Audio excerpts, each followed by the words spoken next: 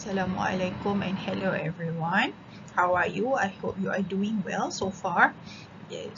Today I will continue on lecture 11 on the topic of the landscape. So the previous lecture is I give you some introduction in landscape planning. You learn on all definitions of what is landscape planning, landscape design, and landscape management, the types of landscape, even issues and challenges in providing a sustainable landscape. So today we will continue on the techniques in landscape planning. Okay. So this lecture will cover ecological planning method. I will explain further what is ecological, suitability analysis. This is how you use GIS, and then third, landscape plan and policy. Okay. Okay, human and its laws of nature law. The maximum influence of the human being on the environment consists in the positive and negative environment transformations in the adaptations of the nature to the own needs and its sources using. Okay, basically,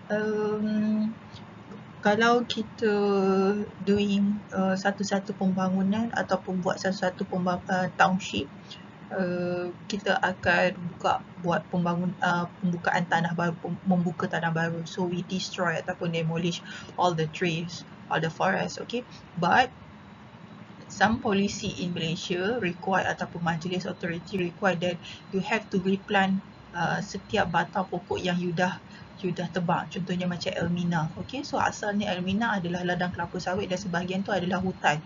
Okay, so once bila Sun dah pergi buka Elmina, kemudian dia dah siap, dia kena tanam ataupun ganti balik setiap batang pokok yang dia dah tebang masa kerja-kerja earthwork. Okay, so basically human activities ni lah yang menyebabkan kehilangan nature resources ataupun yang menyebabkan ketidakseimbangan di dalam bumi kita. Okay, so awak tengok itulah punca-punca berlakunya climate change, itulah punca-puncanya nature disaster ataupun flood, itulah puncanya berlakunya air pollution. Okay, so basically kita boleh cakap yang human activity ni bagi impact positif dan negatif to the environment, because of kita nak transform sesuatu kawasan tu jadi bandar besar, jadi kawasan metropolitan.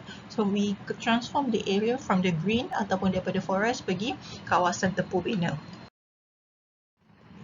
So methods in landscape planning, salah satunya is ecological.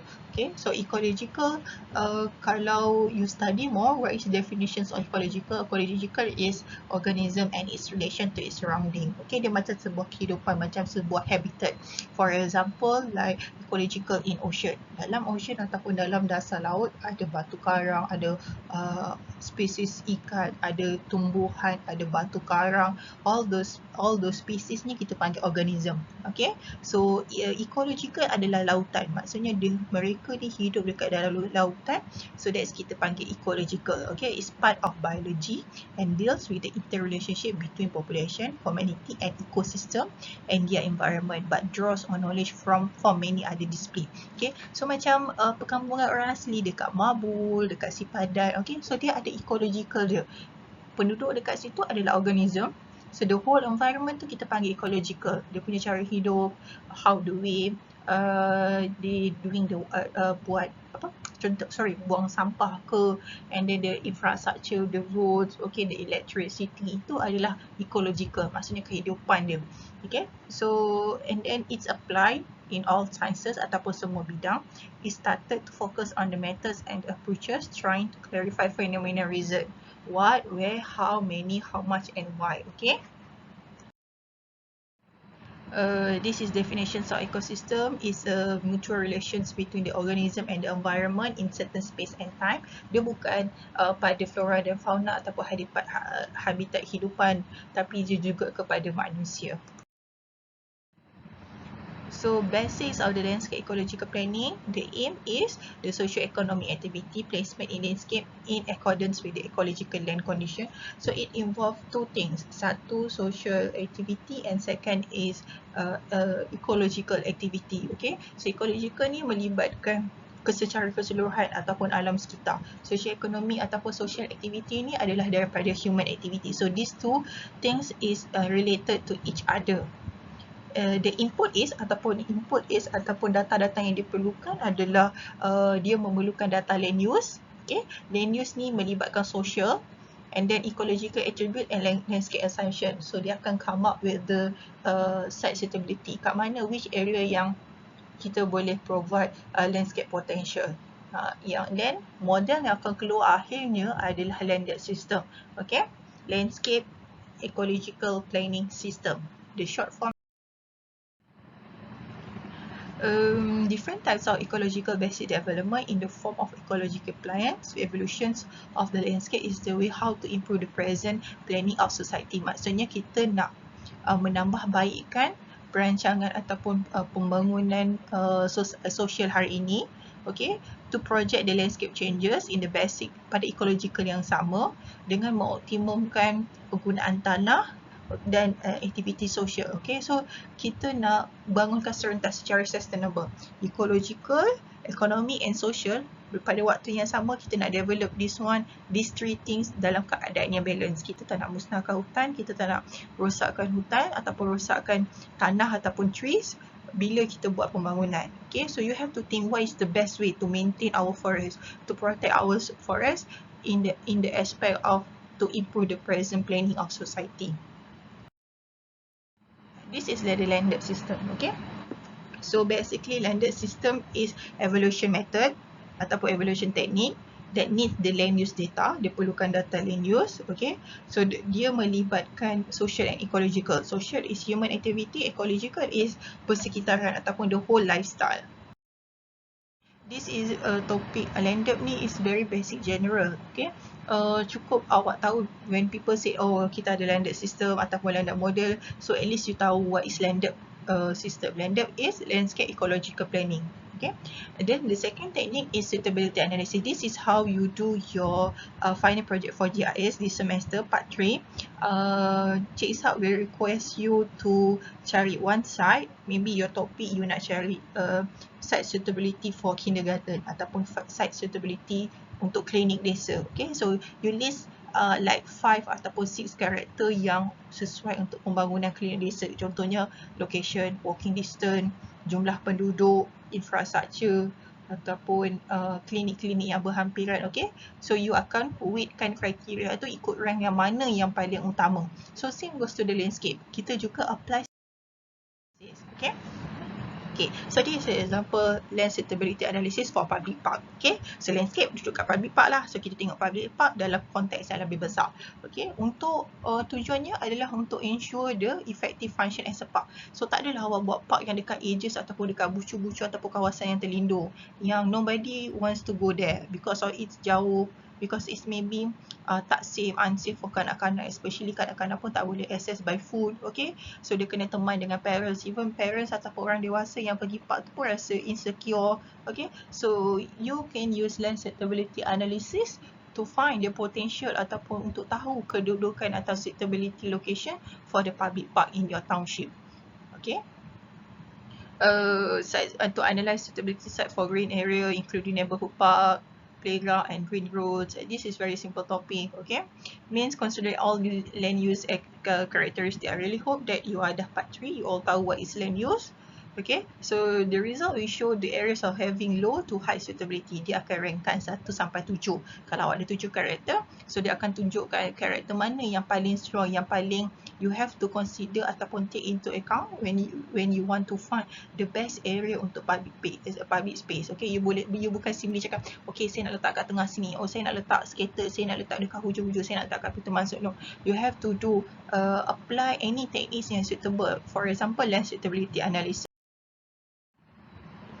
Okay, the research method ataupun the process sama. Okay, you have to do literature review and then you understand the standard and the guideline, and then you collect the data, primary and secondary data.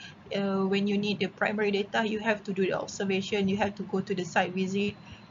For secondary data, you can go to the related technical agency, like macam Jabatan Landscape. Okay. And then you come up with the assessment of study area urban park using GIS land suitability. You apply GIS. Lepas tu baru you dapat the result untuk dapatkan the most suitable location for future park development. Okay. lepas tu baru you come out dengan landscape design. Okay, so research method yang Miss tunjuk ni, diagram ni, is the process of planning process. Dia belum masuk design process. Design process akan involve landscape design. This is your job. This is your job as a town planner. Okay. This is the process of land suitability. I think the details nanti you akan belajar masa kelas dengan Cik Ishak GIS. But it means just nak you understand that site suitability ni boleh digunakan untuk mencari the best location for public park in your township. Okay, so they have 1, 2, 2, 4, 6, 8, 9 criteria. Okay, so they have 9 criteria of land users untuk mencari maybe I think this one for the public park. Okay, so the criteria dia guna weightage 0.05 for recreational. So awak tengok mana weightage yang paling tinggi is 0.6 agriculture. Mungkin dia nak cari kawasan-kawasan guna tanah yang sesuai untuk aktiviti agriculture. I don't know, but this is example yang awak akan buat untuk find.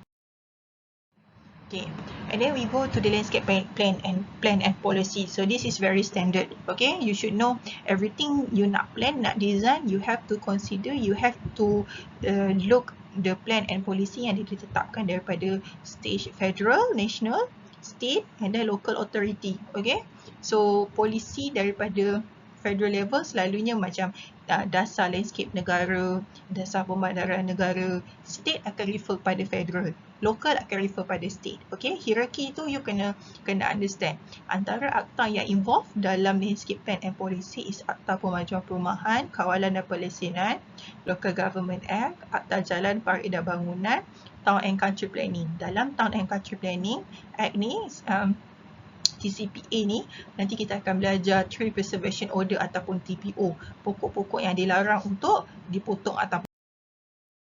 Okay, so there is our example of landscape policies in development plan.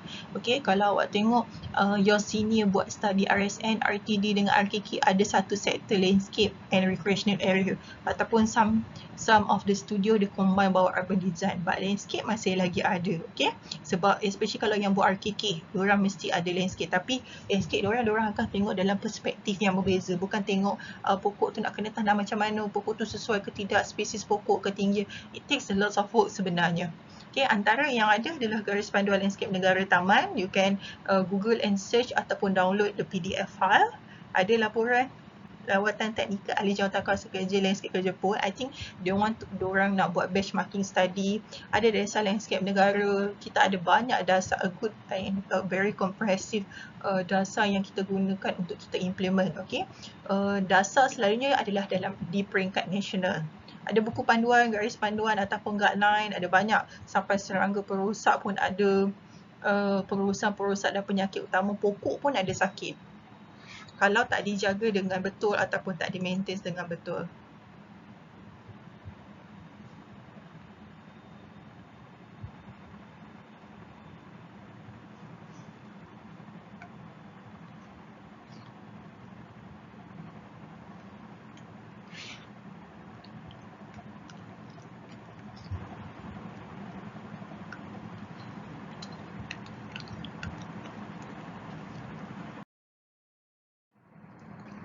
Okay, so that's all for technique in landscape planning. So I give you a lecture on the 3 technique in landscape planning. First, ecological and land depth system, landscape ecological planning. Second, site suitability analysis.